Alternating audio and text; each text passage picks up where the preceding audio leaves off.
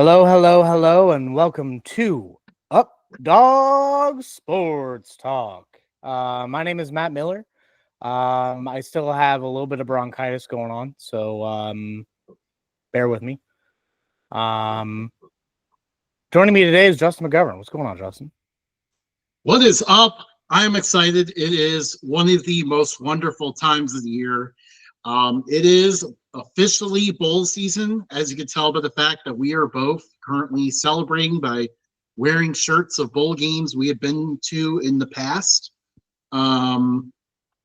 So yeah, we're very excited for this. I got my 2022 Quick Lane Bowl shirt. Saw Diego Pavia, New Mexico State beat Bowling Green. Matt, you have the 2021 Con Bowl playoff game where we saw Cincinnati come up short against Alabama. Yeah, this was supposed to be my workout shirt from the weekend because I went away, and I walked 20 miles in 2 days instead, so didn't really feel the need to go to the gym. So. I don't think you need to do that much walking, but hey, get those steps in, man. All right, so I think at this point we have many bowls to cover, so let's just go ahead and jump into this thing here. We kick off bowl season this Saturday with the Cricket Celebration Bowl. The Jackson State Tigers, who won the SWAC, take on the South Carolina State Bulldogs. Jackson State's 11-2. South Carolina State is 9-2. Oddly enough, I really expected more matchups between these two HBCU programs. But obviously looking up old information on HBCUs is always quite the task because records that are kept for those programs are not great. But from what I could find, this is only the third meeting between these two programs. Jackson State lost the first one. Deion Sanders and crew were upset by South Carolina State in, I believe it was the 2021 Celebration Bowl. And then they met in the season opener in 2023. Jackson State's first game without Deion Sanders. They won that one 37-7. Matt, I'm really excited for this game because we're seeing the two best HBCU programs go at it. And, I mean, both are really electric teams. South Carolina State, their quarterback, Eric Phoenix, is electric to watch. They're just a fun team. Jackson State as well is really good. What gets you excited for this one? Jackson State is like they got a lot of notoriety from Deion being there. South Carolina State, if you aren't really paying attention to FCS at all, which probably 99% of our viewership doesn't pay attention to FCS, but you probably don't know that South Carolina State exists, and it's a chance for South Carolina State to get on the map and kind of get their name out there, and especially for these HBCUs, I think it's a great way to prop up the sport just solely for HBCUs. So that being said, I do think that Jackson State is going to continue to roll with the times here, and I think they got a machine going, and they're just going to roll. So our picks here, by the way, we are going to be entered in multiple bowl challenges. We'll be with our friends at Always Talking Ball podcast. We'll be entered in their challenge, as well as CFB Talk Daily. Shout out. And then also, I don't think it's a public group, but we'll also be in our Road Dog picks. I think that's going to be the same group that we had for our regular season picks. Shout out to the College Football Commission for winning that one by one game over us. It was a tight battle all season. But Matt, through you and your history. I'm gonna push back against you here, Matt. I think the general consensus is to go with Jackson State, but I think a lot of people aren't aware about how good the South Carolina State team is. They have been just rolling all year long. I actually want to pick South Carolina State for this game. All right, so we are at odds. Do you want to do our normal coin flip? Hang on here. So let's take a look here. I want to put up here South Carolina State's schedule real quick, just to give you an idea how they've done this year. So South Carolina State They have lost 2 games this year. They lost an early season week 1 game to Florida A&M by 4 points. That was not bad. Their other loss was to Georgia Southern. They also picked up a nice win over Tennessee Tech, who was among that 4-way tie atop the Ohio Valley Big South Association. And then they also beat NC Central. We jump to Jackson State here. And they lost to Yale Monroe in their season opener, as well as this one was really random to me because Grambling State kind of fell off as the year went on, but this is 2 SWAC teams played a non-conference game. Grambling beat Jackson State 41-20. So that was a little bit surprising. I just feel like South Carolina State, I feel like their offense is going to be really good. And Matt, another thing I want to note here is that this is an opportunity for us to try to differentiate from the field in these bowl pick'ems. Because I think the majority don't know enough about this game and are going to want to go with Jackson State because of their record. Jackson State's just played 2 more games. They're 11-2. Yeah. South Carolina State. That double-digit wins, that pops, doesn't it? What? It pops. The 11-2 pops more than a 9-2, yes. Yeah. I just feel like I think it's one of those things where everyone looks at the year after Dion left Jackson State and then still thinks about Jackson State as that team. And that's not the case. Now they're establishing their own identity. The reason why I want to pick them isn't just because they're now a household name for HBCUs. They lost to Grambling State, but you can't take what one team does, like one bad team does versus each opponent. Like each game's played differently. You can't take those into consideration. And that was early in the season, so it wasn't really like they were still getting to the groove of things. So the reason why I want to take Jackson State is because I think they've rebounded from that loss. And I think South Carolina State, they don't have as much experience together. Jackson State has 2 more whole games than them. I know, but okay. And by the way, we're talking about 2 teams. Neither one of them has lost since mid-September. So they are on the winning streaks right now. I'm going to throw one last stat at you. And if you're not convinced, we'll do a coin toss. The MEAC is 6-2 in the Celebration Bowl. The MEAC has mostly owned this game. Yeah, but past performance doesn't always dictate future results.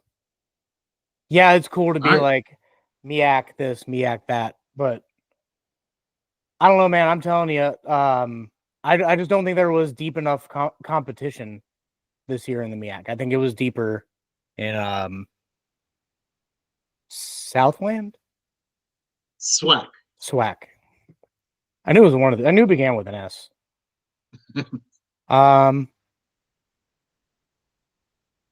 Jackson State heads, South Carolina State tails. Okay.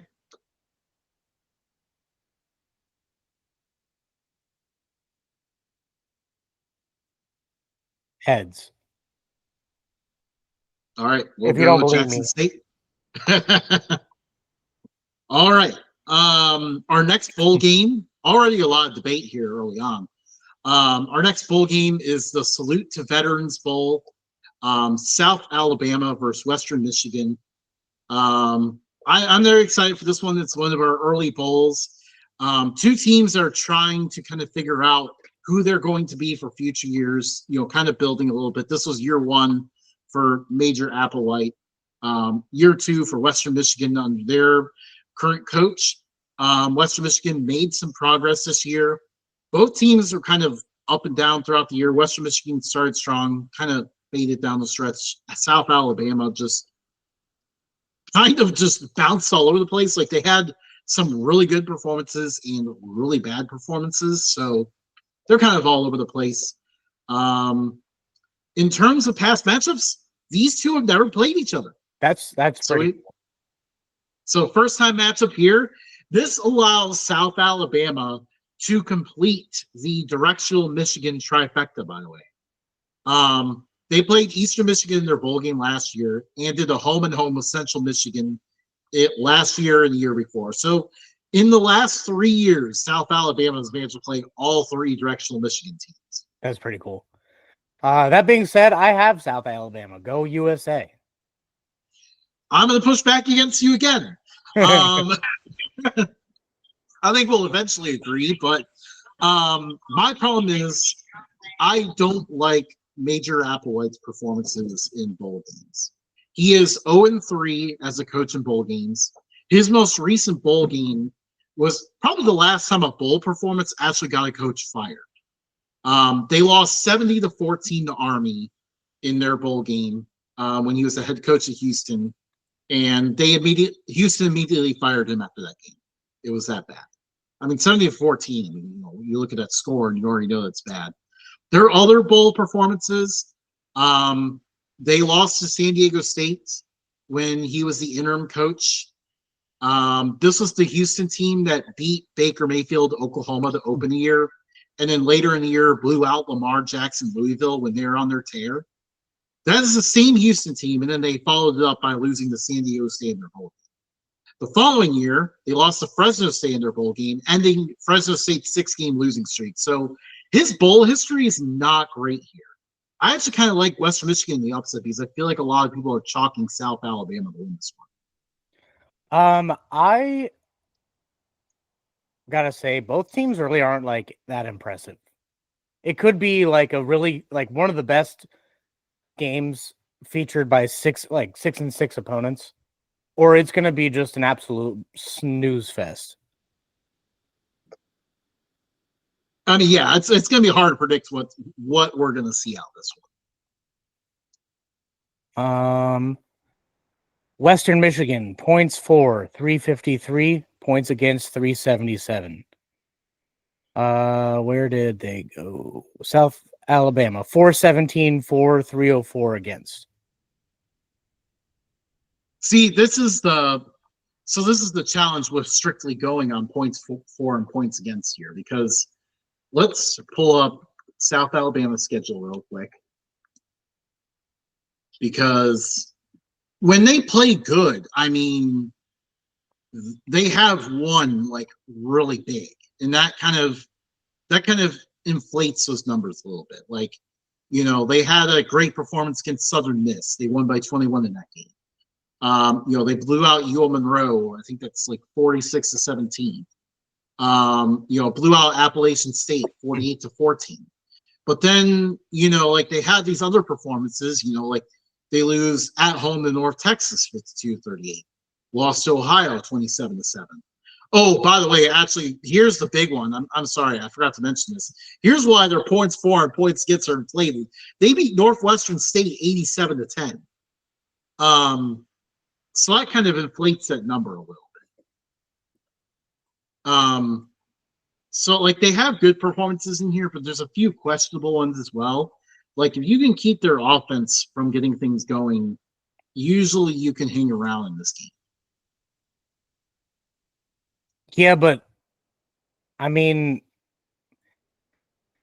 I'm still going to go with South Alabama. Western Michigan, they lost to Central Michigan. Central Michigan was pretty bad. And yeah, coin flip again. See if I can do my computer instead, because I'm getting low on battery. Tails. Left side is always going to be heads. Right side's always going to be tails. So just so we don't have to establish that for all these games. So Western Michigan, you owe me $5 if South Alabama wins. But you have to give it back if South Carolina State wins. Nope, just on this one. Nope. Can't be one or the other. All right, the Scooters Coffee Frisco Bowl. We're gonna do our food conversation here early. Incidentally, before even thinking about this bowl game, my wife and I tried Scooter's Coffee for the first time because they have a little pop-up shop in Fairfield. I'll tell you what, it's pretty good. I got one of those little like iced Red Bull drinks. Normally I don't have Red Bull, but in this case I was willing to try it, and it was pretty good. We also had, oh, what are they called? They're like little like cake bite things. Those are really good as well. Mm-hmm. So shout out to Scooter's Coffee. It begins with a P. My wife usually hands them to me, and by the time she's dipping it in her coffee, it's already like mostly chewed up, and she's like, "Why didn't you just dip that in your coffee?" And I was like, "Why don't you just let me eat cookie things?" Right. Anyway, it is. Our wives always hand us this stuff. Like, we don't actually know what they are. We'll order them. We're meatitarians, so if you put a steak in front of us, we're going to devour it. If you put anything else in front of us, probably going to be very similar, just very little questions asked. Yeah. But yeah, Memphis versus West Virginia. I'm very excited for this one because, Memphis is going to get a shot here to pick up a win over a big name program. And really, like, a senior group can finish the season strong. This is the first time these two programs ever played, so that's pretty cool too. Yeah. West Virginia is not far from the state of Tennessee, but West Virginia has only played one game against a team from the state of Tennessee before, and that was I think it was like a 2018 matchup with Tennessee in Charlotte as a season opener. That was it. Dang. So very, very weird, non-extensive history there. But so it'll also be cool to see these two play for the first time. Who do you see wins this one, Matt? I got Memphis with Neil Brown out, Rich Rod coming in, bunch of people transferring all over the place. I think there's a lot of West Virginia players that are gonna sit. My boss's godson actually plays in the secondary for West Virginia, so I am going to be rooting for him. No idea who this guy is, but just because my boss gets excited about like him coming to town and stuff, I'm going to root for that kid. Got to support people people they know. There we go. But as from a team standpoint, I think Memphis is just going to stick together, unless something comes out in the next couple of days that Memphis's coach is leaving and then everybody else is transferring. But I think right now Memphis is one of the few teams that everything's kind of sticking together for them. So yeah, I got Memphis. Yeah, Memphis is a lot of like their quarterback Seth Hennigan, like just like a lot of seniors that are looking to finish this thing out strong. I think they're going to be determined to win this one. I like them as well. No argument this time. So that's don't have to flip a coin. All right, on to the Boca Raton Bowl. No sponsor this year. This bowl has always had a fair share of interesting sponsors, so I'm kind of disappointed we didn't get one this year. What is it? What was it that one year? Was it the Bad Boy Mowers Boca Raton Bowl? I think so. Bad Boy Mowers is kind of passed around different bowls, but I'm pretty know sure we had a Bad Boy Mowers for a long time. The Bad Boy Mowers Gasparilla Bowl was the absolute best. Like, that was the perfect pairing. We should have never broken that up. Yeah. But yeah, I'm pretty sure Bad Boy Mowers went to the Boca Raton Bowl for a year and then went to the Fenway Bowl that we'll talk about later. Pinstripe. Pinstripe Bowl. I confuse it all the time. It's at the Yankees Stadium. Yeah. But anyways, on to this one. But yeah, I'm excited because this is a matchup of two pretty regional teams that are both definitely towards the top of their conferences. Western Kentucky versus James Madison. These two have an extensive history in FCS. Like, they had a lot of success there, but surprisingly never met each other in the playoffs and never met each other overall. So this is a first-time matchup. Dang. So it's going to be cool to see these two play. Who do you see winning this one? James Madison, dude. I've gotten their back all year. I think they finish it out. I do think they lost a couple of key pieces, but I think they're deeper than people think. So I think James Madison closes things out on the season. I've been thinking about Western Kentucky in this one just because Tyson Helton has a really good record in bowl games. I think he's 4-1, and Western Kentucky seems to get superpowers in the Boca Raton Bowl. They have been in this bowl twice before and won both times in blowouts. Western Kentucky has never scored less than 51 points in this bowl game.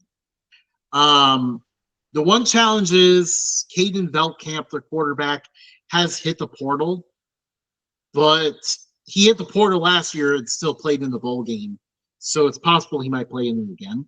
So I am going to interrupt you, and I will say past performance does not dictate future success. So personally, I don't care what their record is in the bowl game. How does this year's team look against this year's James Madison? But see, Matt, this is where you're making a mistake. This is where you're making a mistake because bowl games are a very unique circumstance. You know, there's some players going out, players going in, you know, all that kind of stuff that we don't know what to expect. So when you look at a bowl game, you need to look at how coaches prepare for it, which ones are good at preparing for it, which ones aren't. And that's why I note these records, because lots of times coaches that tend to succeed in bowl games, programs that succeed in bowl games, tend to keep that going year over year. Yeah, but this is one hill I won't die on. No, before we get too far into that, I will say in the end, I don't like how Western Kentucky's offense stalled down last month. I'm still with you on James Madison, but you know, just playing devil's advocate here, bringing up the point on the other side. We have a time limit, sir. Western Kentucky, though, I think their defense has been consistent, but I don't think it's been overly that great. They just been consistent. Like that's the thing that keeps them in games is consistency. Yeah, and it is kind of hard to tell with their defense because, like, you know, like week to week, you know, one week they held Jacksonville State to 17 points. The next week, Jacksonville State put 52 on them in the back-to-back championship matchups. But obviously, you know, how much was Rich Rod holding back and all that is always a question. But we can move on to the Art of Sport LA Bowl hosted by Gronk. What a mouthful that is. Yeah. I think this is the perfect matchup for the perfect bowl. Yes. I mean, this is just a beautiful matchup. There's one. Oh, no. We lost Justin for a second. But what I'm going to say is Cal versus UNLV just is fantastic. I mean, yeah, Cal's up the coast a little bit. UNLV's inland. But it almost seems like them being right there, just traveling down to LA. I can't think of like a much better actual non-playoff bowl game matchup. Yeah, I mean, like these two are, you know, neighboring states. In this location, like I feel like it's pretty close to like equal distance between both programs. I mean, it's just a wonderful matchup. These two programs have surprisingly only played one time ever. They played recently, actually, in 2022. Cal held on to beat UNLV 20-14. UNLV had the ball at the Cal 8-yard line with a chance to win it, but Cal stopped them. I don't think that's going to happen this year. I think UNLV takes this one. UNLV is just a squad, dude. This one's so hard to deal with because UNLV's coach, he's gone now. He's off to Purdue. We have not heard anything about anyone hitting the portal, but I am concerned that we will start to see that. It kind of depends on who UNLV hires. I think they should promote their offensive coordinator. I think that'll be a good move, but we'll have to see what they do. Cal, meanwhile, we just had the announcement today that their quarterback is transferring out. So will he play in a bowl game? Hard to tell. I do like Cal's backup, Rogers. He's a bit more of a runner, but he's pretty good himself. I think I'm inclined to agree with you here. We can go with UNLV in this I was about to yell at you and say any team that loses to Florida State deserves to not get picked in their bowl game. This is true. Cal is the only FBS team to lose to Florida State this year. How did that happen? I really don't know. On to the Arnell Carriers New Orleans Bowl. We got Georgia Southern versus Sam Houston.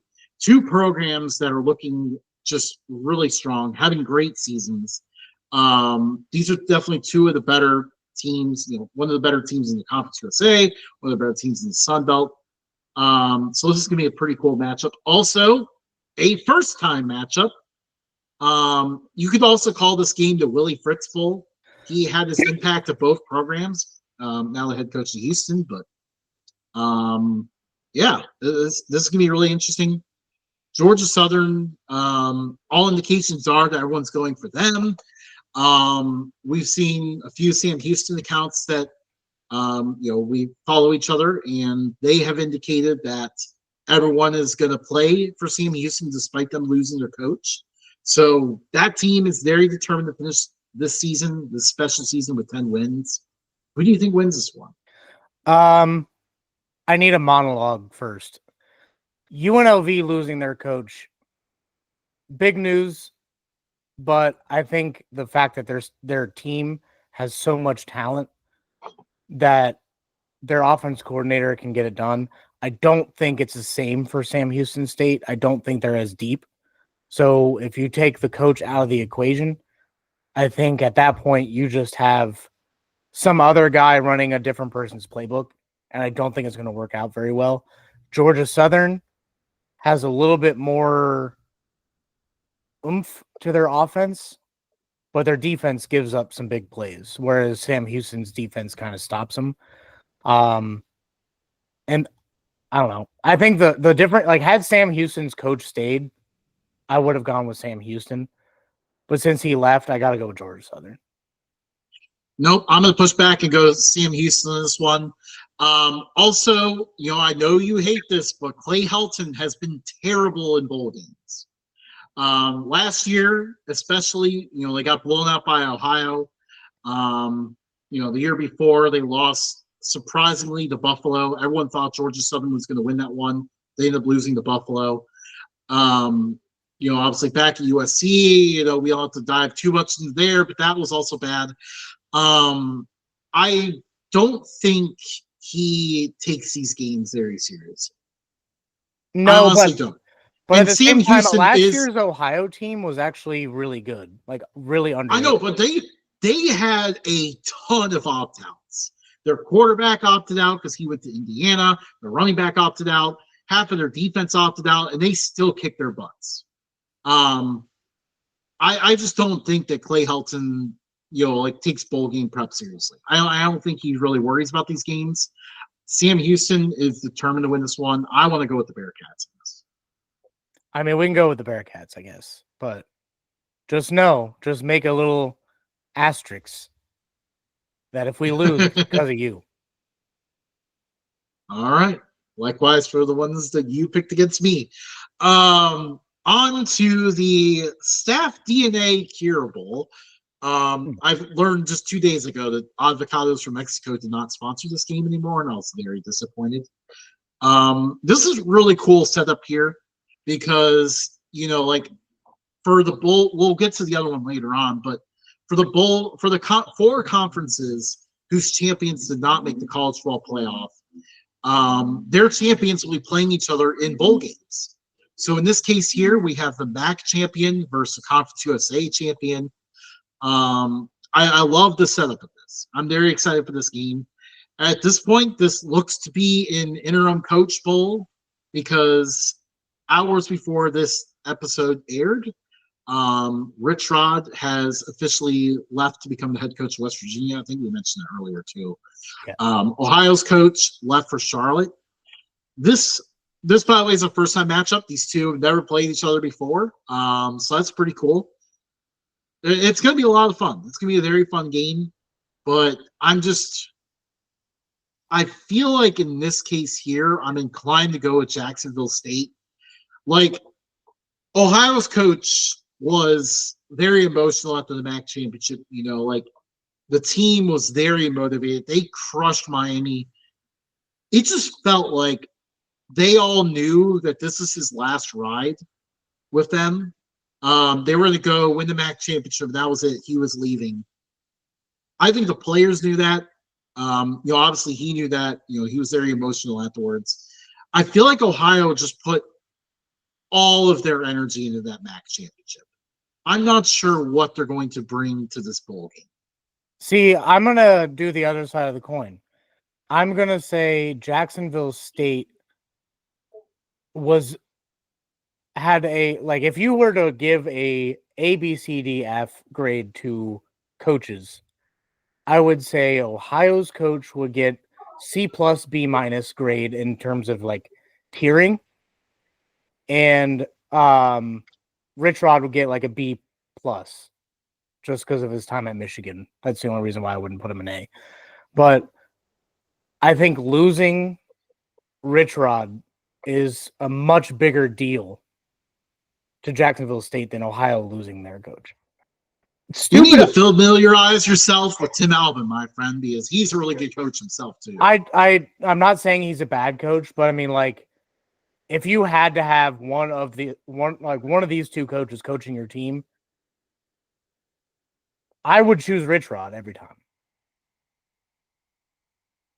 Fair enough. Fair enough. But in this case, neither of them are here. I mean, Tyler Huff has been looking really good at quarterback. I like what he has to offer as well. I feel like we haven't seen. It's been hard to tell like how these looked in the portal. I feel like Ohio's already lost people, so that's kind of the hard thing. Yeah, but I don't know if they had major players in the portal. I think Jacksonville State eventually will be fine, depending on who they get as head coach. But in terms of this bowl game, I feel like it was a little bit more out of left field for a lot of the guys in the locker room than Ohio. I feel like Ohio, they were like, all right, he's gone. Which wouldn't, as a coach, wouldn't you want to stay at Ohio over Charlotte? That was a little interesting, and you know, we had some conversations with that on Twitter as well. I think ultimately, I think Charlotte might have more to do with the NIL situation. I think they were able to probably promise more in terms of that because, you know, they're in the American, they're a little bit bigger of a program and stuff. So I think despite the lack of success they've had as a football program, I think they were able to promise more in that department where Ohio has nothing to offer in that department. They keep losing, you know, he has to keep retooling that roster every year. I mean, you know, they hit the spring and he lost a ton of guys in the spring. And then, you know, had to fix the roster all over again. It was an incredible job to win the MAC after doing all of that. But at some point, I think going to Charlotte was probably an expression of this is exhausting to do every year. Probably. I mean, we can go with Jacksonville State. I think Ohio has more to offer in this game. Yeah, I mean it's a tight one. But yeah, okay. Moving on to the Union Home Gasparilla Bowl. Again, I wish it was the Bad Boy Motors Gasparilla Bowl. That was the perfect match. We should have never broken it up. Instead, now we just have some mortgage company sponsoring it. The Tulane Green Wave versus the Florida Gators. This right here used to be an SEC conference game back in the day. This is when most of their matchups took place. Weirdly enough, they actually played each other like 4 straight years after Tulane left the SEC.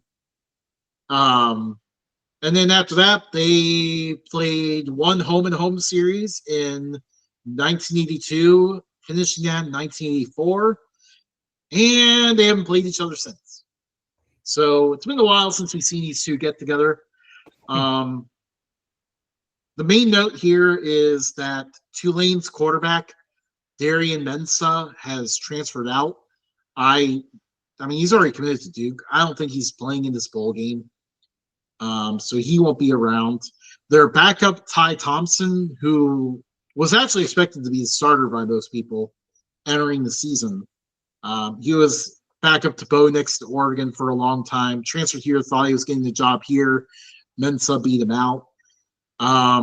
He's transferring out as well, but based on the reports I saw as of minutes before the show, it sounds like Ty Thompson's going to play this game to try to, obviously, show off what he can do for potential suitors in the portal.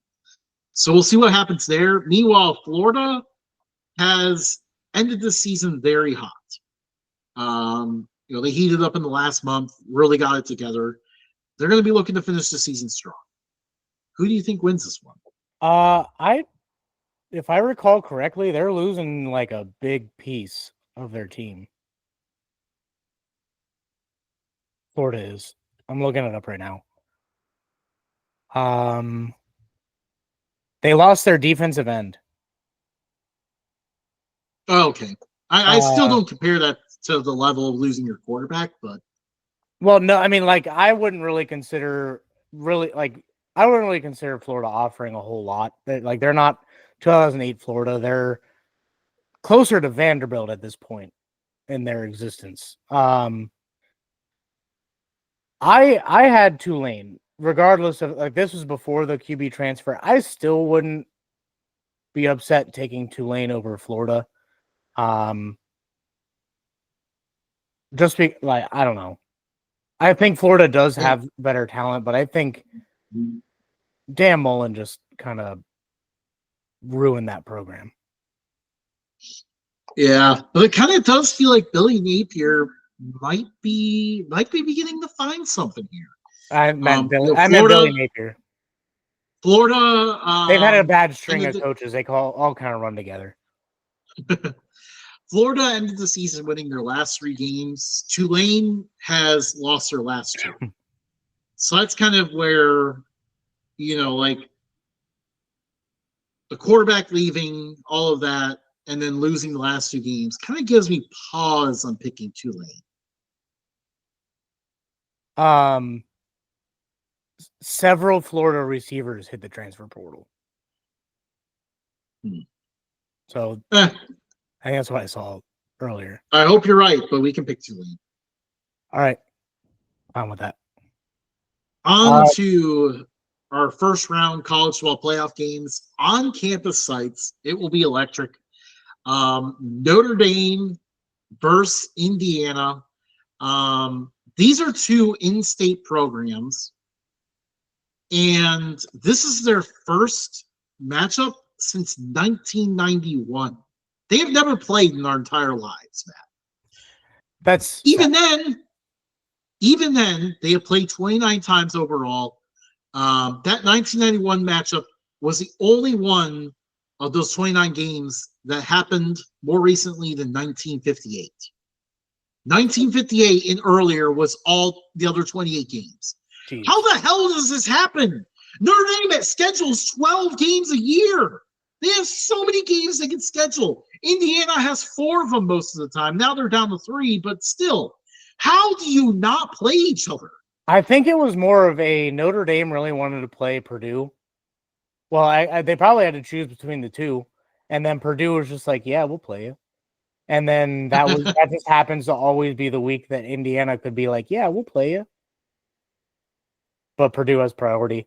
Honestly, whoever wins this game, I would love to see win the college football playoff. Obviously, it'll be a lot. I love Notre Dame. I love Marcus Freeman. I've been a long-time Notre Dame fan. If Notre Dame won, that will be like the 9th happiest day of my life. Before you give up the golden goose, okay, you were going into why. Okay, I'm making sure you're not going to dive into your picks. I want to go over some stats first. If Indiana wins, first of all, that would kill the mantra that they're a basketball school. I'm a huge fan of Kirk Cinetti. And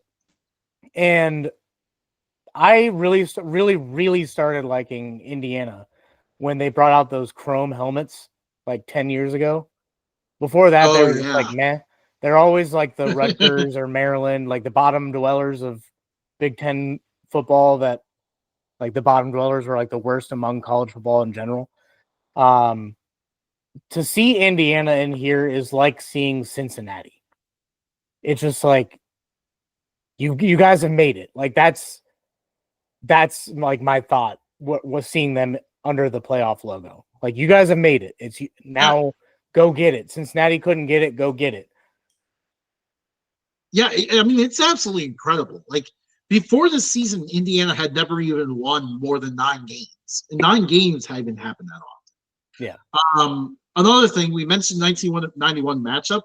1991 was also the last time that Indiana has even won a bowl game. So it's been a long road for them. This game is very much a battle of strengths. Notre Dame's run offense is their strength, but at the same time, Indiana's run defense has been shutting down opposing run games all year. On the other side, Indiana's primary method of moving the ball has been through the air, but Notre Dame's pass defense has been very, very good. I think now we can kind of dive into the picks here. Ultimately, what it comes down to for me is Indiana's ability to handle the blitz. They have not been great at that. I think Al Golden is going to be able to draw up some blitzes and kind of keep Indiana's offense out of a rhythm. If they're not in the rhythm, it gets kind of ugly a little bit on the offensive side of the ball. I think that's going to be enough for Notre Dame to be able to find a way to win. Yeah, I have Notre Dame in this one, not just because I'm a huge fan, but I just think they have an elite defense, and I think it's hard to mess with an elite defense. Yeah. And I love Indiana, but I also think that Notre Dame is deeper at the quarterback position. If Riley Leonard is playing like trash, they're at this point, it's like win or get out kind of thing. So I wouldn't be surprised if Leonard couldn't get the ball going through the air that they put Angeli in. He's got one more year, I think, at that point, 1 or 2 more years, I think. But at that point, you know what you have going into next season. Angeli played really well in the bowl game last year.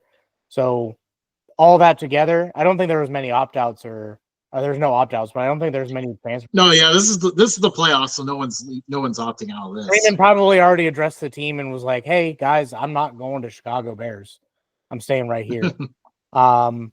I got Notre Dame here, but like I said, whoever wins this game, I hope wins it all. On to our next playoff game, we have SMU at Penn State. Did you even pick that in that game, or did you just defer to my judgment? No, I led off by saying I like Notre Dame to win. Oh, okay, yeah, I was looking up stats for a second. Go ahead. But yeah, SMU and Penn State. SMU probably got a little bit of break here that this is going to be the early game. So no night game for Penn State. I feel like Penn State's home stadium is a lot more intimidating at night than it is during the day. Oh, 100%. So that definitely helps SMU. Night atmospheres out there. It's going to be very interesting to see how SMU handles the cold. How does Penn State handle SMU speed? How does SMU do trying to stop Tyler Warren? Trying to stop him from catching the ball. SMU's pass defense has been a big weakness of theirs. They haven't, they've been inclined to blow some coverages here and there. I don't think Penn State wants Drew Aller to be handling everything, but SMU's run defense is pretty good. So they're going to put pressure on Aller to perform. It's predicted to be 38 degrees. I know we're like 10 days away. But... So it'll be cold. SMU needs to play clean football. We did not see that in the ACC championship. They tried to dig themselves a hole so quickly in that game with constant turnovers, special teams mistakes, you name it. Can they play clean ball here? That is going to be the question. I have Penn State. I really want to see SMU win, but I think the fact that it's in Penn State, it's cold weather. Penn State's been playing pretty decent. I mean, they started coming back against Oregon. Oregon was just like, nah, you can do what you want. Yeah, I struggle to pick against the home teams here. I know it's tough because all 4 home games are in legendary venues that like they're staples of the sport. Yeah. This is really cool. This is really cool to see. Yeah, I think we have to go with the home team here on this one. On to, oh yeah, by the way, oops, I forgot to mention previous matchups. They have played twice. In their first matchup in 1948, it was the 1948 Cotton Bowl. This was also known as the first interracial bowl game. So shout out to that. It ended in a 13-13 tie. In 1978, they played a random game at Penn State. SMU took a 21-12 halftime lead, but Penn State came back to win at 26-21. So they've been close in their matchup so far. But on to the next one here, Texas versus Clemson. Did you ever expect that these two have never played? No. I would have had them pretty close. But, I mean, Clemson was just kind of meh before Dabo Swinney got there. To a certain extent, but I mean, in general, like two big name programs, it's also weird because like it feels like Clemson has played Oklahoma like a lot lately. Like I feel like they played Oklahoma like at least like 3 times in like the last decade, but somehow none of those times they ever managed to play Texas until now. So these two orange programs go at it for the first time ever here. Who do you see winning this one? Man, this was tough. You and I have said all year that Tennessee and Texas are the same team. Like very similar and like they're very beatable. Let's just say that. But Clemson has not impressed either one of us all season. So it's like I feel like if there was an upset, this could be the game where just Dabo Swinney is just like experience. And then Clemson just wins randomly. But if Quinn Ewers can get that mullet mentality back, I think Texas can pull it out. Honestly, I'm just going to take the home team here and just go with Texas. It's so difficult because I actually think Clemson can hang around in this one because, Texas's offense has honestly been objectively terrible. They can't really move the ball very well. They aren't really great at finishing drives. Quinn Ewers has cost this team with a costly turnover in, I think it's been at least like the last maybe 3 games now, something like that. I might be wrong about when the Arkansas game was, but like he has cost this team. He's put opposing teams in scoring position consistently. That is the key for Clemson to stay in this because the strength of Texas has been their defense. Their defense has been locking down everything. The best way to move the ball against them is running it. Clemson's kind of okay running the ball. They're not quite as dynamic running it as they were last year. It's kind of a weird Clemson team because, like, there's really nothing that pops out about them. But, yeah, I got Texas winning this one as well. So we'll go forward with them. And then Ohio State and Tennessee.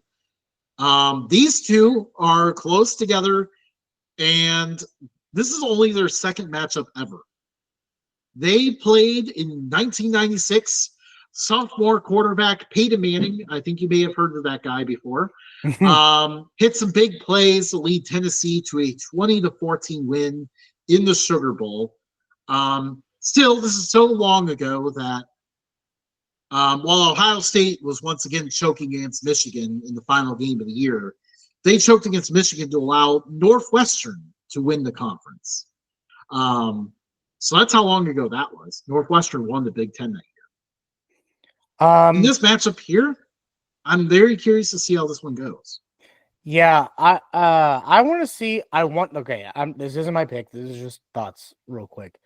I want to see Tennessee win just because of everything I've had to hear from Ohio State fans since the final seconds of that game, of the game.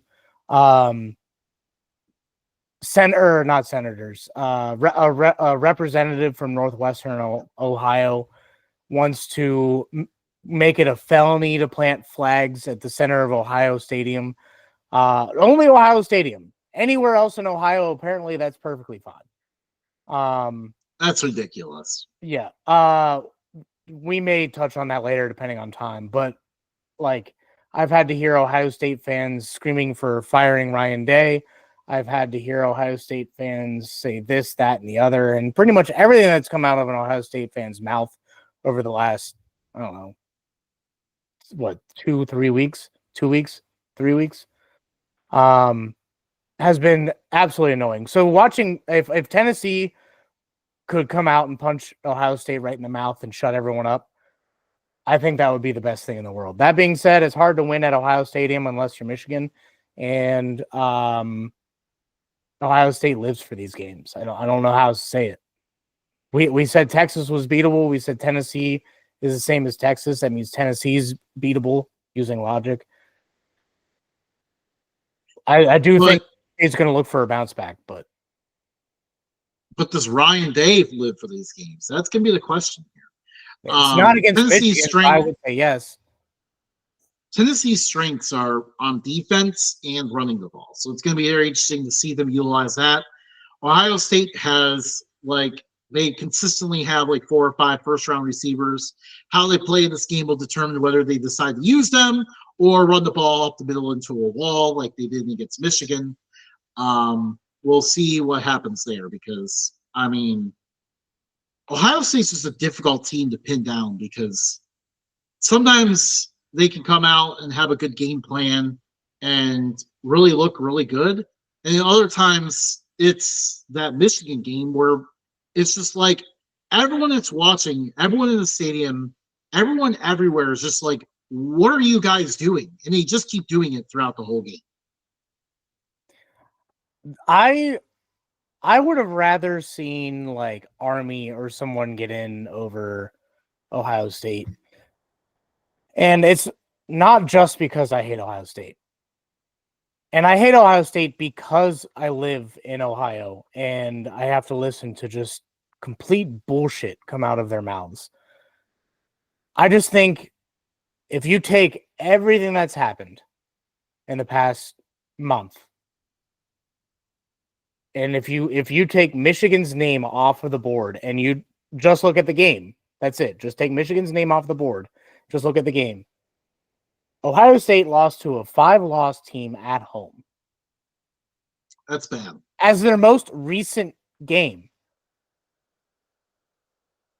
Why on earth would I want to put a team that lost to a 5-loss team at home in the playoffs? Why would I want to do that? I understand every game before that, they played really well. They almost beat Oregon. If they had beat Oregon, we wouldn't be having this conversation. But the fact that your most recent game was to a 5-loss team at home, you do have to take that into account, people. Yeah. Okay. Who are we picking here? Ohio State. Okay.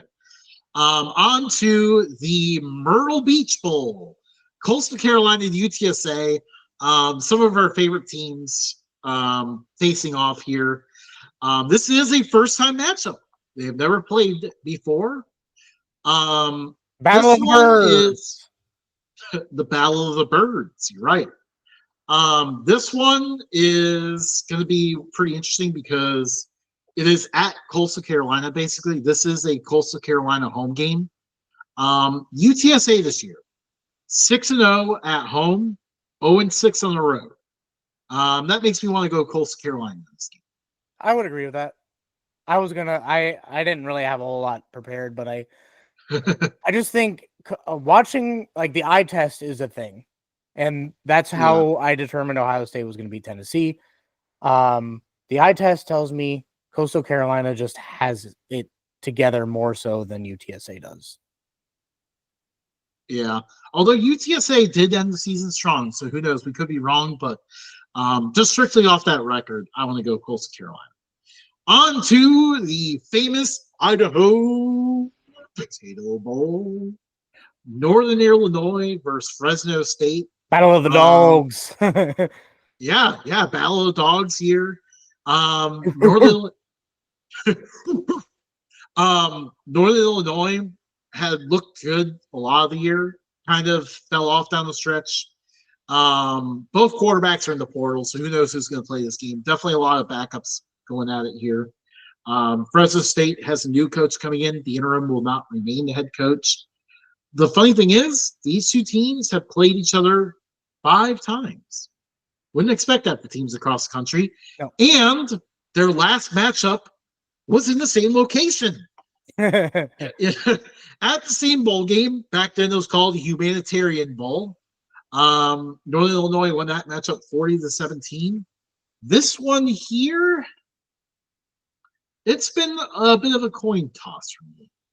Yeah. Northern Illinois had previously been on a terrible bowl losing streak.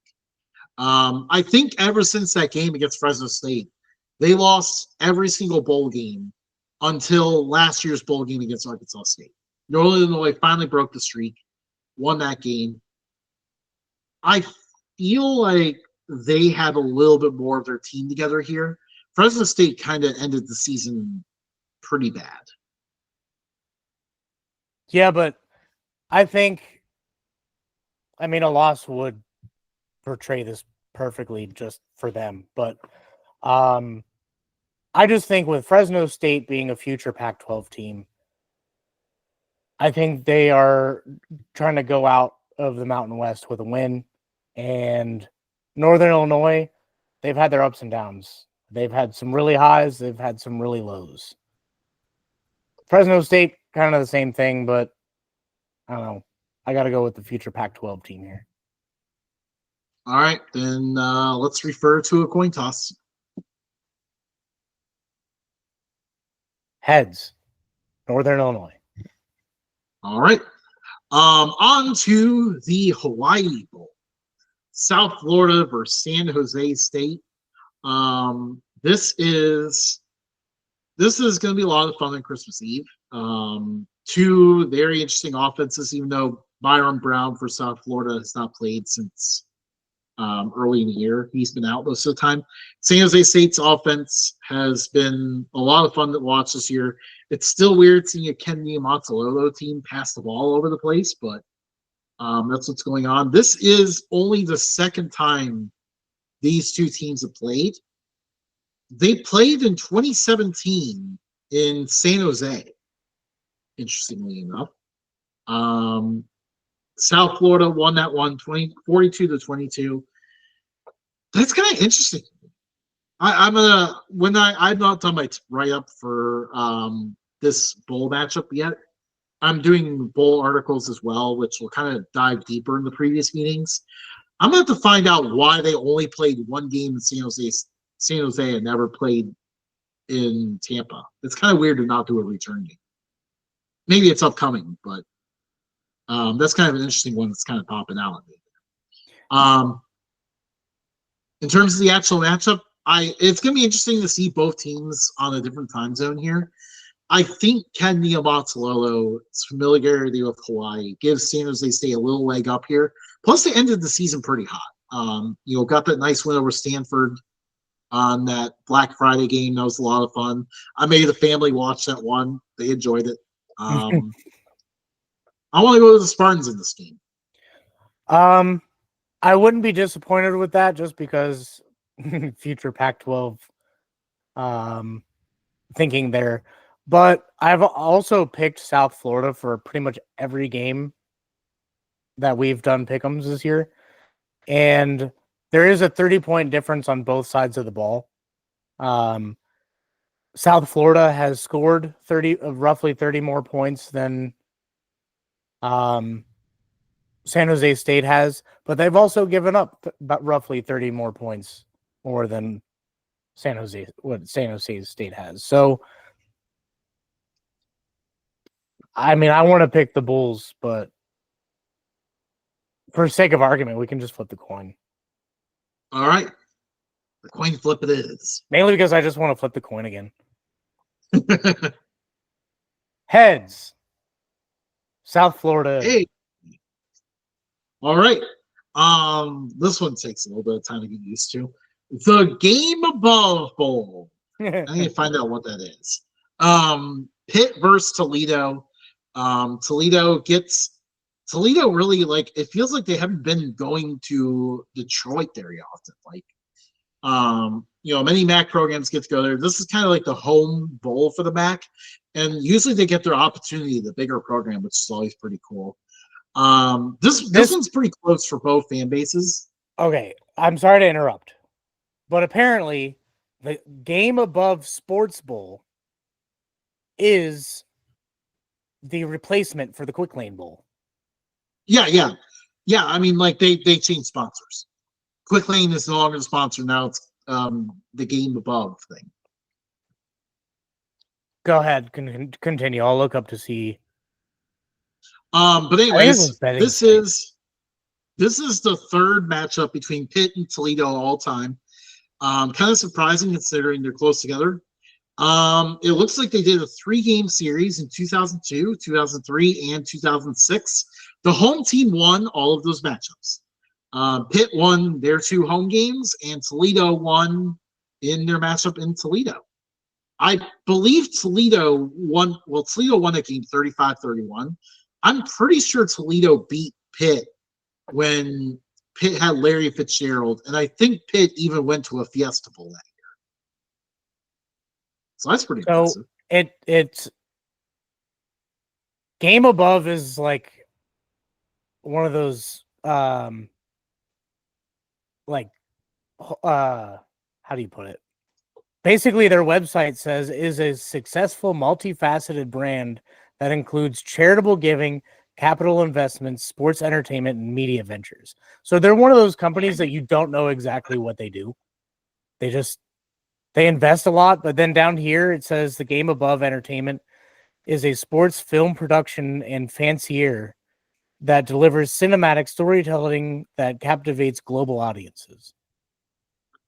I'll look more into it for my article on that one. This is all on their website, but it's one of those where it's like, still, with everything I read, I understand it, but it's like, what? Why are you sponsoring a bowl game? Why don't you just work in conjunction with BlackRock and take over the world without telling anyone what you do? Pitt started the season 7-0 and has lost their last 5 games. So there's that as well. Who do you want to go with in this one? I picked Toledo last time. I watched Toledo. They have moments. They're streaky, but they're in-game streaky, not like season totality streaky. They can go on a run where you're like, okay, if you keep this going, this is great. But the big if in that sentence. Pitt, on the other hand, this is one of those matchups where you're like, I just don't want to pick just because both teams are telling me that this is going to be a bad game. But I do want to watch it because it's probably going to be a train wreck. Yeah, like, it's hard to tell what to expect from Toledo at this point. They had a rough game their last time out against Akron. Like, everything went wrong for them in that game. But that being said, you never know. They could turn it around here. Who do you want? I don't know. Let's just go with Pitt. All right, that's fine. I wouldn't be mad if Toledo won. And I do like that their department reached out to us through email and asked us for a survey. I did put in there that they need to host like small time podcasts for their tailgating. like have like tailgate row and then put like a couple of podcasts there to like just liven up the whole experience, like make it like media row for Super Bowl kind of thing. I think that would make like each game is really fun to go to. If you're ever in Northwest Ohio and you get the chance to go to a Toledo game, not a bad experience. Just don't go there in like a rivalry game when you're on the other side. Like we went there as Bowling Green fans, probably not the smartest thing to do. But it was very funny though, because like we were in the Toledo section and we were orange in the front row. It was great. But no one like really messed with us. No one really said anything. We weren't really being like really mean about it either. Yeah. We would golf clap for things that happened, but really watched it as a podcast show. We were very respectful. Yeah. Okay, so I think we got a few mismatches coming up and games that we're in the homer on, so we can kind of go no huddle offense here a little bit. The Rate Bowl, it's no longer guaranteed. Rutgers versus Kansas State. They've only played one time. They played in the Texas Bowl in 2006. Rutgers won that game 37-10. This is back when Rutgers was a wagon. It looks like the opposite here. I'm inclined to go Kansas State in this one. Me too. On to the 68 Ventures Bowl, one less than what it needs to be. Bowling Green and Arkansas State. They have only played one time in 1974 in Bowling Green, Ohio, where the Falcons won 17-0. I hope it's a repeat. I'm speaking it into existence that we're going to go with Bowling Green in this one. They're going to finally break the bowl streak. 17-0. Or 17-0. 17-0. All right. And then on to the Lockheed Martin Armed Forces Bowl, Oklahoma versus Navy, which is just I'm very into the matchup. Oklahoma at the top of the triple option. These two have only played one time ever. It was in 1965 in Oklahoma. Navy beat them 10-0. Like this matchup is the joke for people in the Navy. Like, oh, you're in the Navy. Oh, what are they gonna do? Send you to Oklahoma? Like, I feel like that's just like a thing that's said. But give me Navy. Screw it. Yeah, let's go with Navy. Just because. Oh, that would be so funny. I mean, Oklahoma's probably gonna win, but Navy winning would be the funniest thing. So let's just do it. Yeah. On to the Birmingham Bowl, Georgia Tech versus Vanderbilt. These two have, for one, this is going to be a battle of very fun running offenses because Haynes King is an electric runner, and we obviously know that Diego Pavia is. These two have more history than you would think. They played each other 38 times. Georgia Tech used to be in the SEC. Yes, that is true. So a lot of that came from Georgia Tech's time in the SEC, but they've actually played 4 games pretty recent history as well. That being said, I'm thinking we go Georgia Tech on this one. Yeah, I want to root for New Mexico State, but just give me Georgia Tech. On to the AutoZone Liberty Bowl, former Southwest Conference rivals going at it. Texas Tech and Arkansas. I feel like, by the way, Arkansas, they have played, 37 times because they were in the conference together for a while. Outside of their time in the conference together, they had a home-and-home series in 2014, 2015. So pretty sure Arkansas went up against Texas Tech when they had Patrick Mahomes. Their most recent game, Texas Tech actually won in Fayetteville, 35-24. I feel like I want to go Texas Tech in this one. I do too, dude. I mean, like, Texas Tech they both seem bottom of the barrel, like Southwest Conference teams, but Texas Tech just seems right now. I would pick Arkansas if they had KJ Jefferson still, but they don't. So Texas Tech. But they have Bobby Petrino. I can't believe that lasted more than a year at this point. I cannot believe that's going to keep going. The DirecTV Holiday Bowl, Syracuse and Washington State. Matt, have these two teams ever played before? I do not recall. Well, They have. Unbelievably, these two teams from across the United States have played each other before. In 1979, they played in Buffalo, New York. Syracuse won it. They palindromed them 52-25. For my bowl article, I need to look up why they played this game in Buffalo. That's kind of interesting. I can imagine it was before the dome. Possibly, yeah. It could be. Or they wanted to play an outside game. But yeah, so Kyle McCord versus John Mateer. We're going to see a lot of fun quarterback play in this one. Who do you see winning this one? Kyle McCord by 1 million. Yeah, I got to go Syracuse as well. I like how Syracuse ended the year, being Miami. That was a huge win. I also don't like how Washington State finished the year. Things kind of went south on the Cougars pretty badly. They started the season 8-1. They were actually, they probably wouldn't have been, but they were a near playoff contender. And then just up and lost their last 3 games. Washington State kind of collapsed a little bit. So, yeah, I'm going to ride the hot hand here with Syracuse as well.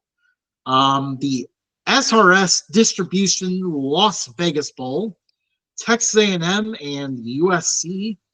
These teams have played 3 times. 2 of the 3 games were in bowl games. Their most recent game was the 1977 Blue Bonnet Bowl. They also played in the Liberty Bowl in 1975. USC has won every single time these two have played. That might change here. I would agree. Texas A&M. Didn't SC's 2 quarterbacks transfer? No, just Miller Moss. But they benched him anyways. I got I got Texas A&M. Yeah, I'm thinking Texas A&M in this one. On to the Wasabi Fenway Bowl, North Carolina and UConn. These two have played 3 times, although the official records only show once because North Carolina had to vacate 2 of them. But the Tar Heels have never lost to UConn. A lot of New England ties with this game. Obviously North Carolina hiring Bill Belichick today. This game is in Boston, near home game for UConn here. I think UConn can be more excited.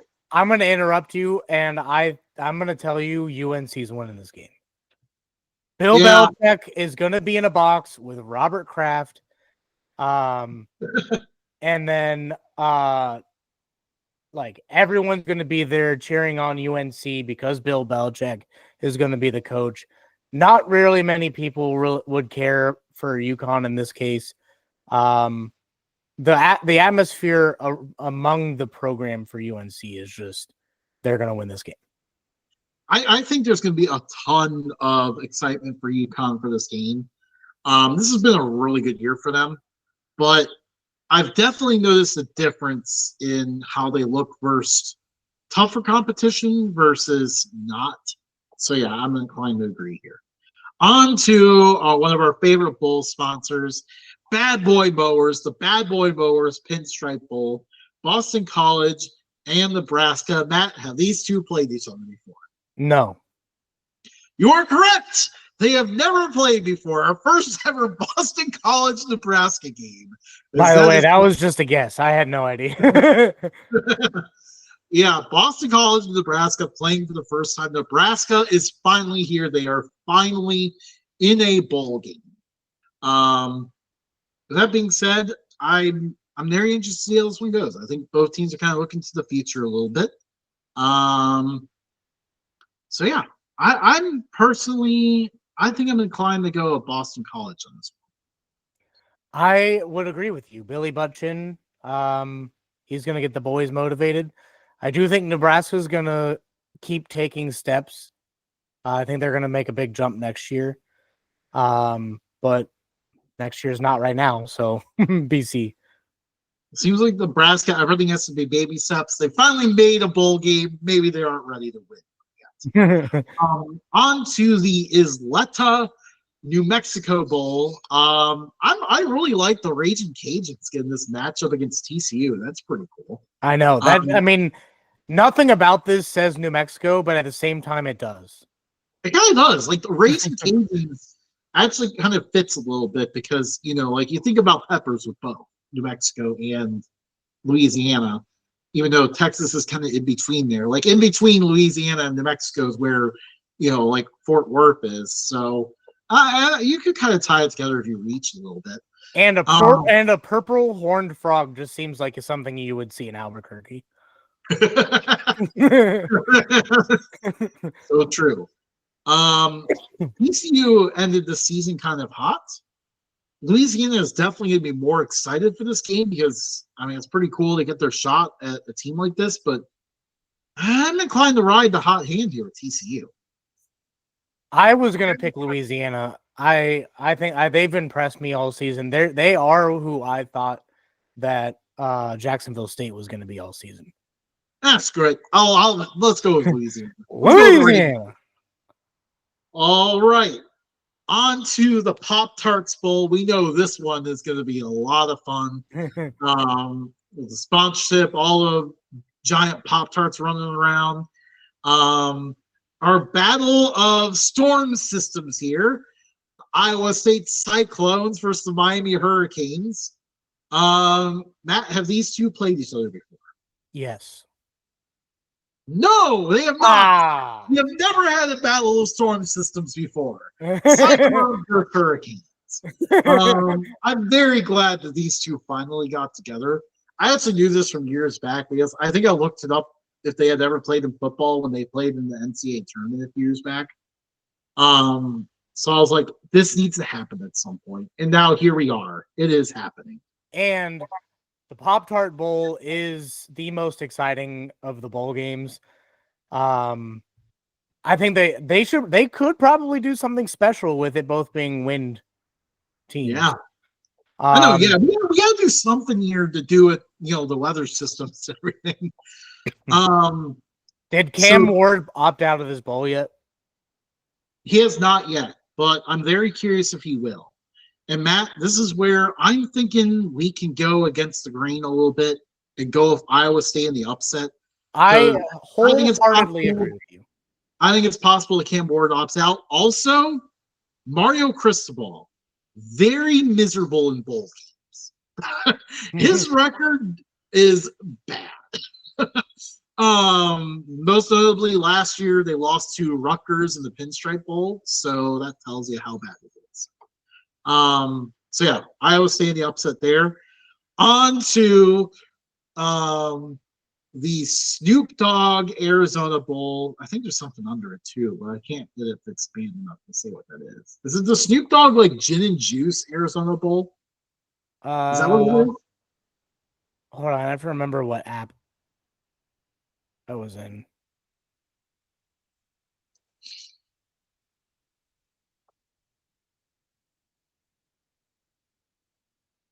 Screw it.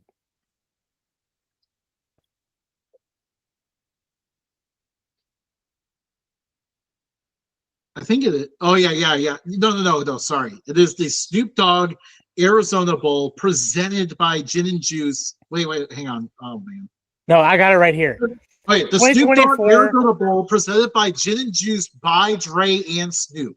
There we go. We got the name right. Oh, man, that would have been a tongue twister. I like how Arizona Bowl and the thing is just the largest thing, but it's a full-on paragraph for everything.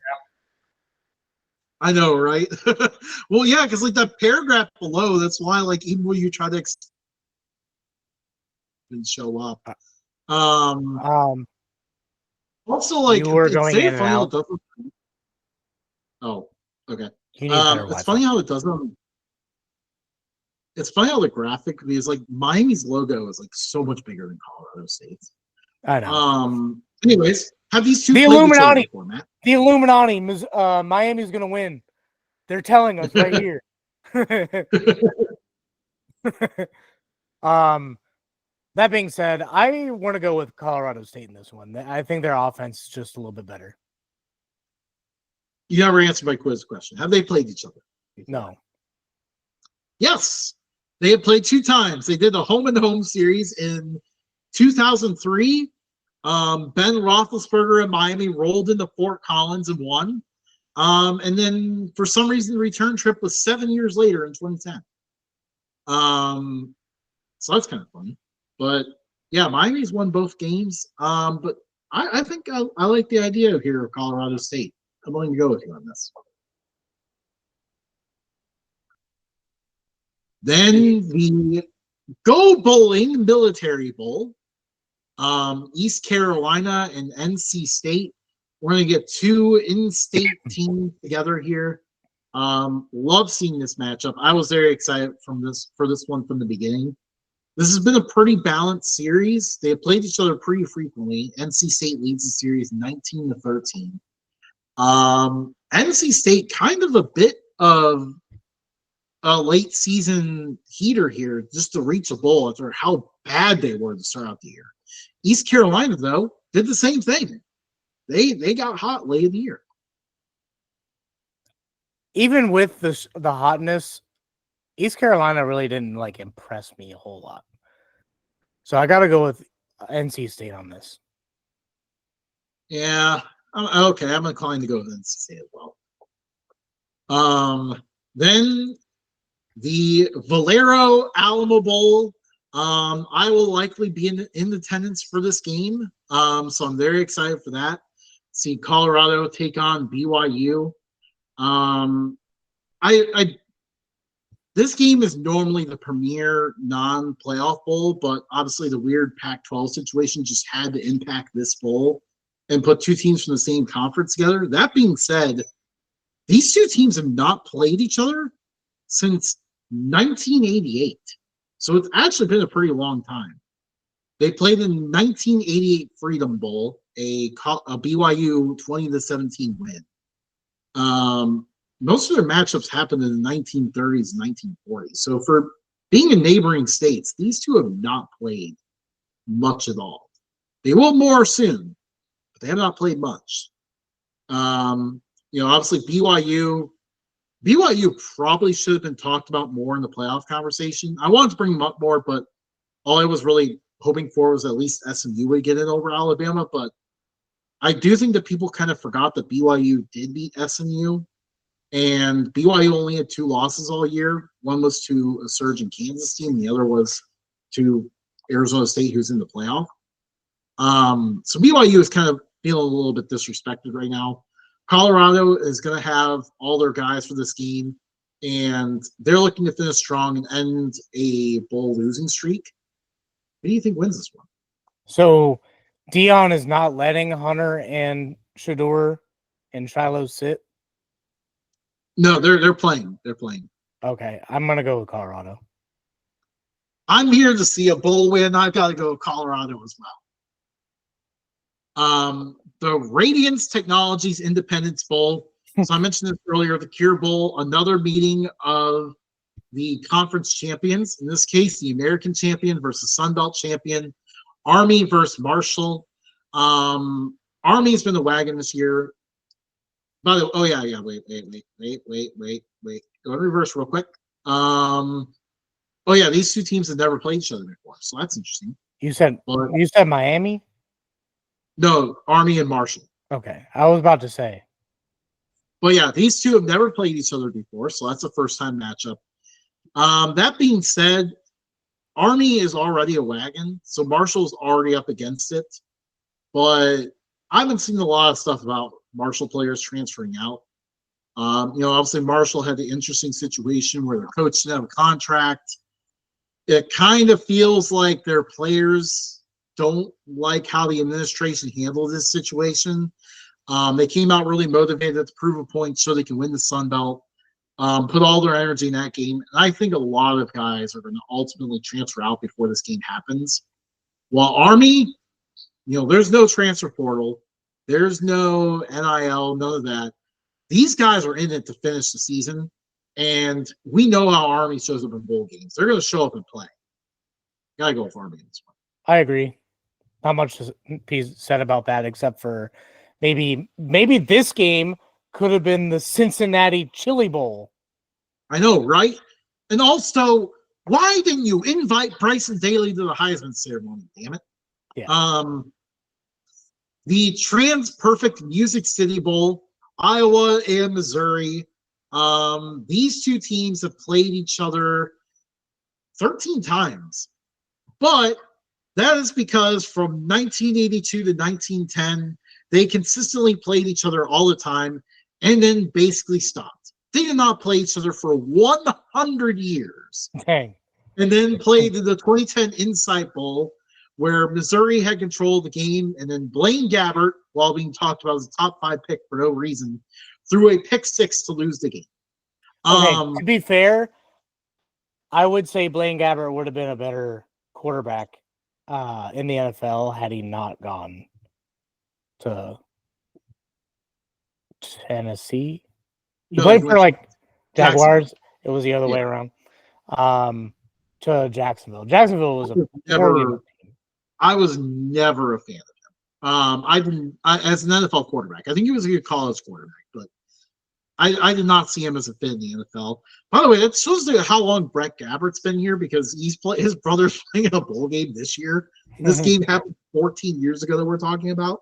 Anyways, for this matchup, Missouri and Iowa really have not been high on Missouri all year.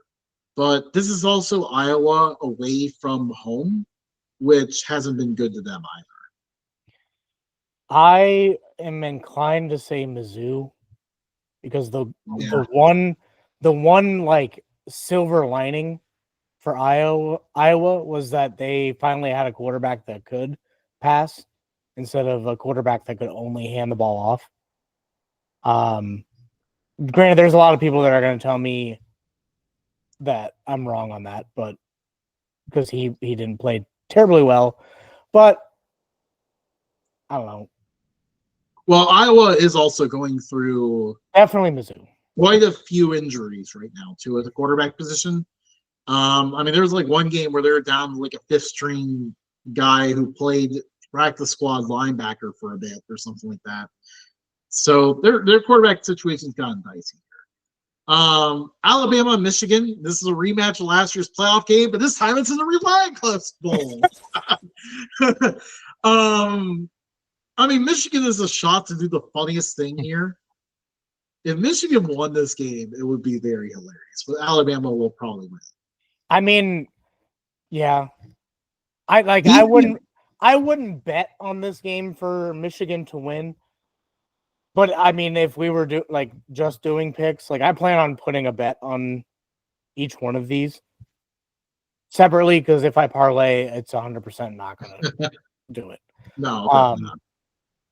But I'm going to say Alabama just because that's who I'm betting on. Yeah. By the way, these two have played 6 times.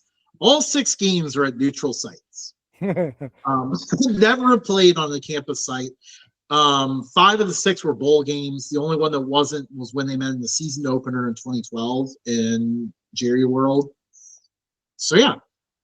On to the Tony the Tiger Sun Bowl. Winner gets to throw frosted flakes everywhere.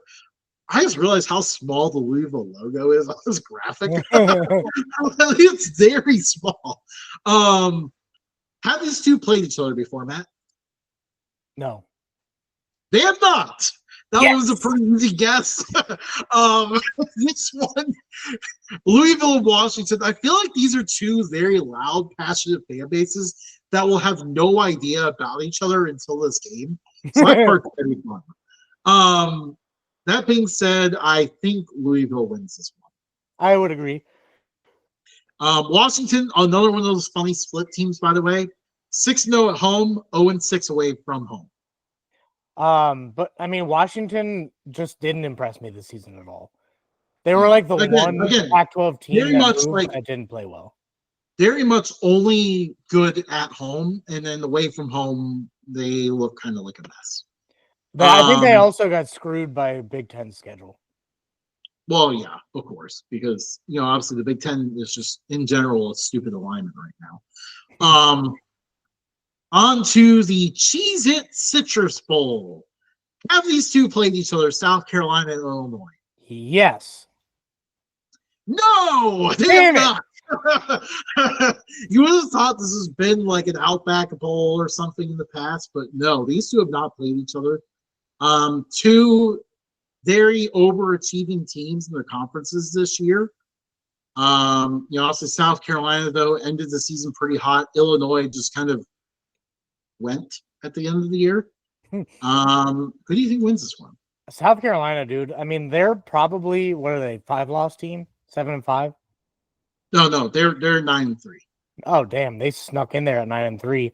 Yeah, they finished the season very hot. Even their losses, I think, were not bad losses. Yeah, I mean, they hung in there with some teams. Their losses were generally pretty close. They got robbed by the refs in the game they should have won against LSU. That would have put them in the college football playoff had they not lost it. Dang. Against Alabama, they recovered an onside kick, had a chance to win it, but threw a pick. And then they had the really bad effort against Ole Miss. Honestly, that Ole Miss game is kind of where I thought South Carolina's season was going to collapse because they kind of quit in that game, and then they came back and rallied. Gotta go with South Carolina in this one. Same. Illinois is ranked, but I don't really think they're that great. The Kinders, that's a great sponsor for the Texas Bowl. Kinders Texas Bowl. Baylor and LSU. Have these teams played each other before, Matt? Yes. Yes, they have played 11 times. Their last meeting was in the 1985 Liberty Bowl. They actually played pretty frequently from 1959 to 1970 for some reason. And then they had a few matchups in the early 1900s. But, so LSU and Baylor. Baylor has ended the season pretty hot. And, LSU's just kind of been all over the place. I'll tell you what. I want to go Baylor in this one. I'm perfectly fine with that. I picked LSU because I didn't see quietly what Baylor was doing. And I'm glad to pick against LSU because I don't think that they're that great of a team. Yeah. I mean, watch for Baylor's run offense in this game because obviously LSU's problem has been stopping run. We'll skip past the matchups that aren't set yet because we're not going to dive into games that may not happen. Just for the sake of time here. So we'll jump down to the Tax Slayer Gator Bowl. I stand corrected. Not Michigan. Duke could do the funniest thing here. Yeah. If Duke, after all that Lane Kiffin has spewed about the ACC, if Duke won this game, it would just be incredible. For our friends, it just means less ACC. I want this for them so bad. I want Duke to do this so bad. I was gonna pick Ole Miss, but I'm fine picking Duke, except for Murphy left. And... I mean, we're gonna pick Ole Miss. Don't get me wrong, but it would be so funny if Duke won this game. Yeah.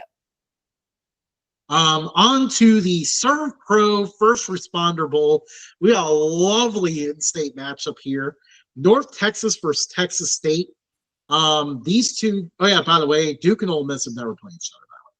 Forgot to mention that. My bad. Texas State and North Texas. These teams played each other a lot. Actually. They have played each other 36 times, but aren't they FCS like rivals? I think they were FCS rivals. That's why. So kind of cool to see these two back together again. They have not played since 1994. North Texas finally got a win in their last game of the year to reach full eligibility. Texas State, kind of a letdown compared to the preseason expectations. Do you know this is still one of the better years they've had? Do you know where this bowl is being played? This is in Dallas.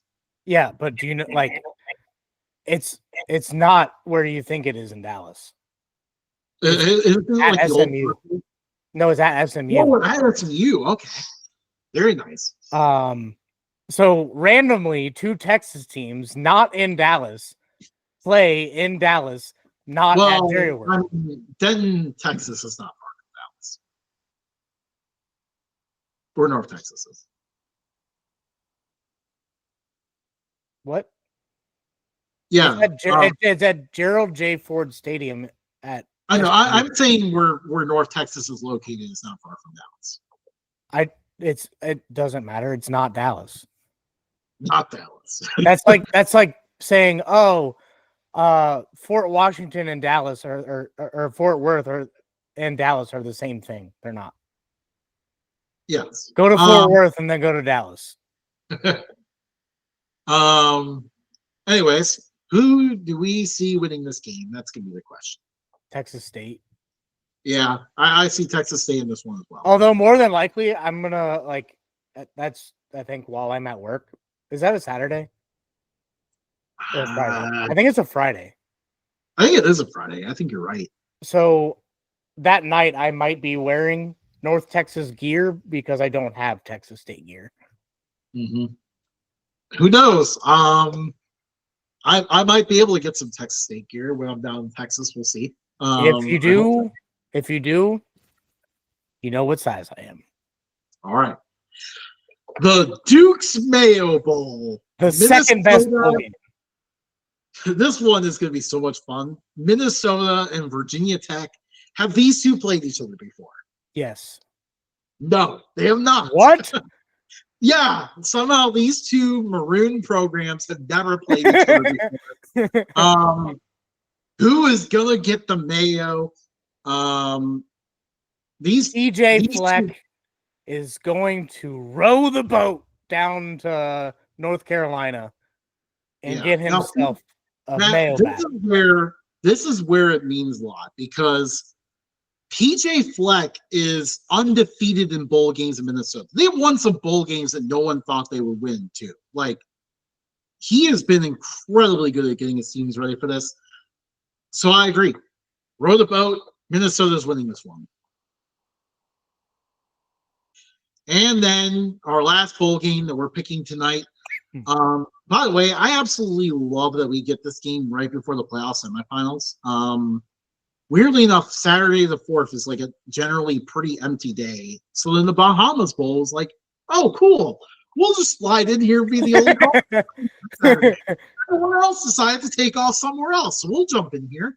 I would almost rather see like the teams playing on the 14th through the 19th. I would rather see those games like sprinkled. I know why it's not there like that, but like they're going to be missing exams at that point. You might as well have them miss the beginning of class instead.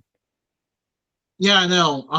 Honestly, I'm not a huge fan of the games being on the. I mean, you know, I do love that we get bowl games this week, but at the same time, I don't like that it takes away from the Navy Army game. You know, that game is special. I feel like that one has always deserved its own Saturday. It would have been nice if we had, you know, we could have, you know, maybe pushed the Celebration Bowl back. You know, maybe push it back a week. Well, it would be tough in the playoff games, but you know, like I mean, find a date in there, or I mean, maybe we can coexist the Army Navy game in the Celebration Bowl. Maybe keep those two together, but like, you know, the Salute to Veterans Bowl, we could have moved that one maybe like to like the 5th or the 6th or something. Like continue to extend out this bowl season. Anyways, the Buffalo Bulls take on Liberty.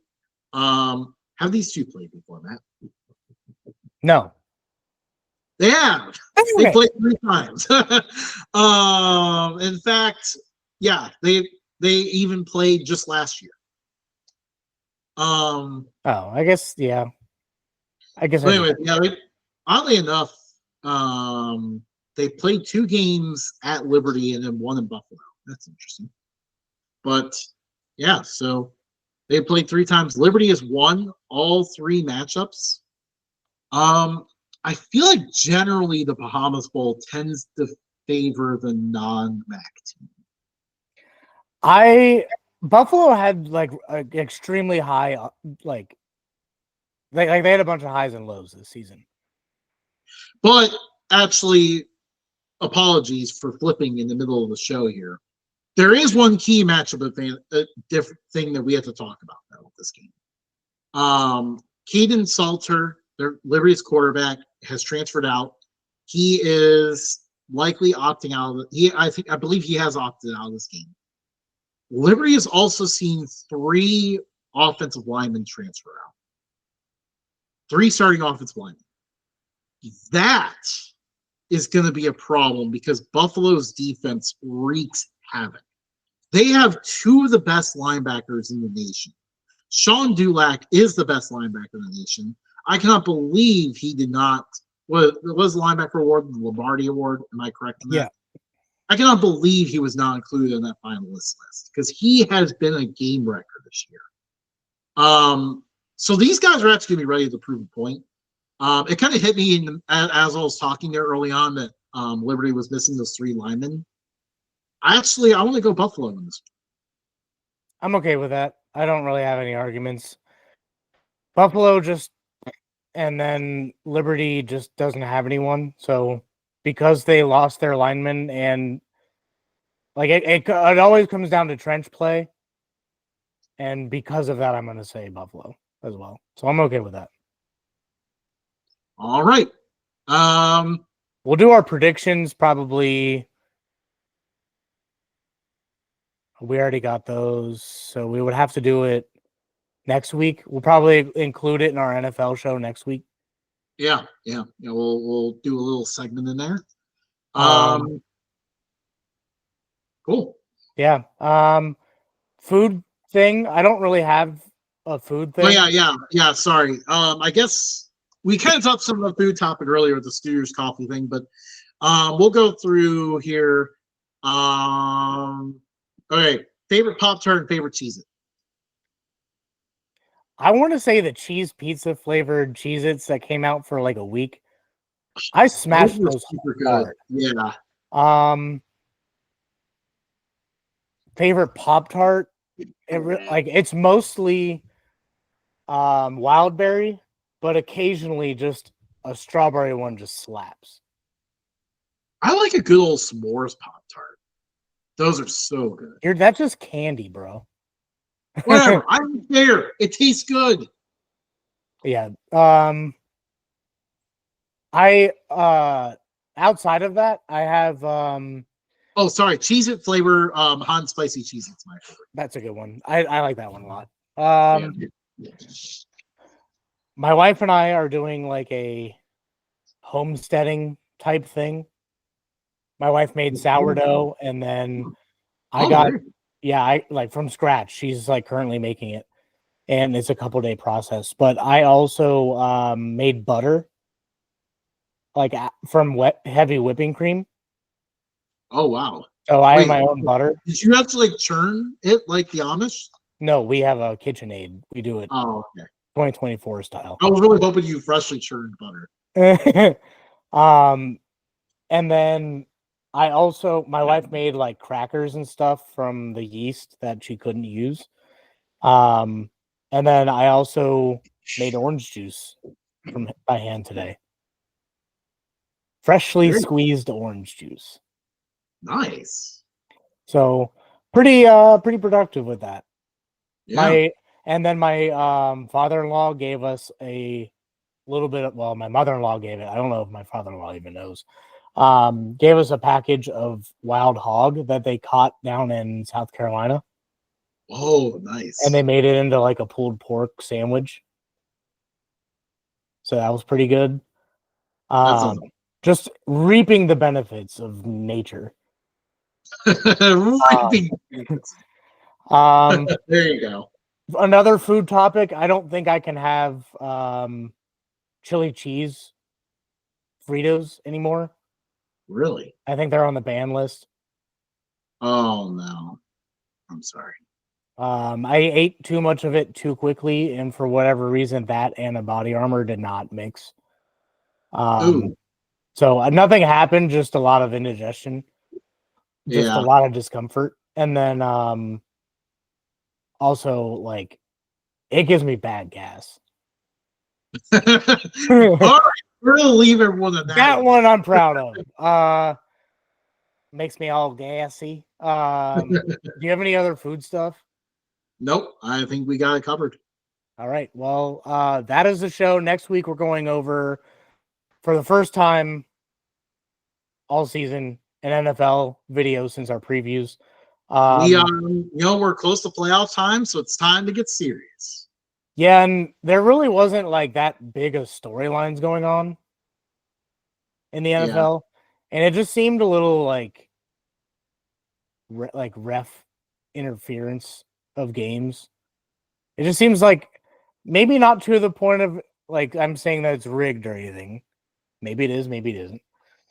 What I'm saying is that bad judgment by the refs swayed the games. So to me it hasn't been interesting. So jumping back into it, I am a little excited to talk NFL again, but follow us at Updog Sports Talk on Twitter, Instagram, Facebook, Threads, TikTok. Oh, that still exists. Yeah. We're on everything at Updog Sports Talk. Find us. You can listen to us on Podbean, Spotify, Apple Podcasts, iHeartRadio. I'm gonna see if I can get it on Amazon Music.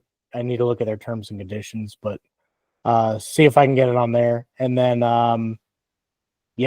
cold close. See you guys. See ya.